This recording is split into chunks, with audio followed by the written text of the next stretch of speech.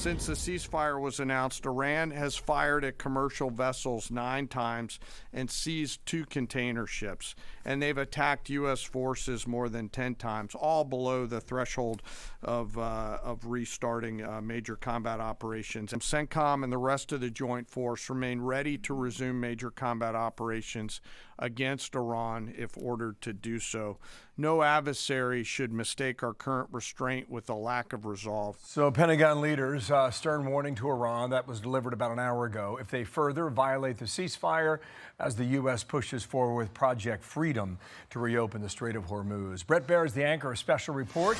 He's also the author of the brand new book, The Case for America, which I do believe dropped at midnight. Yes, it did. Am I right about that? It did indeed. Okay. We'll make the case for America in a moment. All right. Make the case for General Kane and what we heard from the Secretary of War, Pete Hegseth, there on what's happening with Operation Epic Fury. I mean, they both said the ceasefire is still in place, but Iran is not listening to the ceasefire and firing. So the U.S. is engaging each time, responding. I think they're, trying to keep maximum pressure on without getting back into the kinetic bombing that we saw at the beginning. And it can only go so far before there will be targets taken out and we start this all again. Well, this is what General Jack Keane said yesterday here. On Mornings with Maria today. He's been everywhere. Here he is this morning. Watch here. I think it's inevitable that we're going to return to combat operations here. Full throttle Israeli combat operations. They're not involved in the Straits of Hormuz. We are. The priority for us will continue to be opening up the Straits of Hormuz. We likely can do some selective targeting of some very critical targets as Iran continues to violate the ceasefire. I'm sure President Trump is getting a range of opinions and ideas. And do you know what the debate is like internally?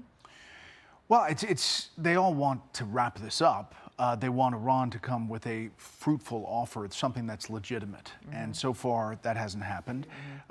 And we're still, I think, as a country, searching for the right leader who has the ears and eyes of the Iranians. And not sure that it's there. You had the Iranian president come out and say that the attacks on UAE were stupid on X. Yeah. I mean, you've got different voices on the ground in Tehran, and that's a problem. Seems like the IRGC wants to step on it militarily, and the politicians are saying, well, we got to feed our people at the same time, too.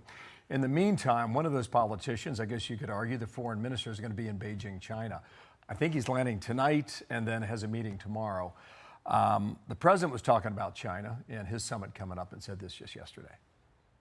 We're leading China in AI, and I'm going to go see President Xi in 2 weeks. I look forward to that, but I'll say I'm leading. We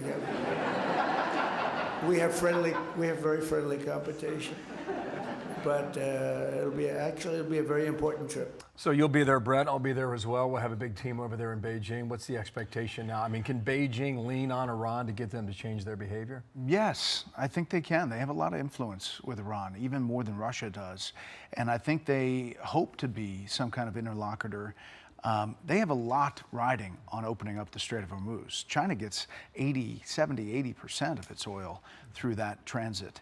And so they are going to try to step up pressure on the Iranian leaders, and I think this foreign minister meeting is one of them, one of the ways. That summit is going to be fascinating. By the time we get there, we're going to lay out, you and I on the ground, but collectively what the country's trying to get out of it. And it'll be fascinating to see how both sides win. We were thinking for a long time it's going to be trade and AI, maybe Taiwan, but this is a whole different kettle of fish right now with Iran. Could be even more. Who knows by next week. I want to talk about your book, The Case for America. Yeah. It's America 250 at its finest, and you're out ahead of some that are out there, but it's starting to ramp up. There is a feeling of renewed patriotism and a review there's all sorts of podcasts, for example. I just listened to one the other day about Burr and Hamilton and Jefferson and their big rivalry. And it makes you proud. And so you make the case for America. What do people want to know? What do they learn in reading this? Yeah, so I think that, you do feel at times that the country is under trial. Like there are people that say it's just not working, et cetera, et cetera. I basically form this as a case in front of a jury of your peers. putting the evidence. And I wrote these books about presidents: George Washington, Ulysses S. Grant, Theodore Roosevelt, FDR, Dwight Eisenhower, and Ronald Reagan. All of them make the case for their America in their presidencies. I use those past people and present interviews with interesting folks to kind of present the evidence of why the country works and why we should think about it ahead of America. It's a good case to make. Yeah. Right? It does. Thank you, Bret. We'll see you tonight's special report. All right. All right, good Yeah, deal. congratulations. It's a beautiful book. Thank you.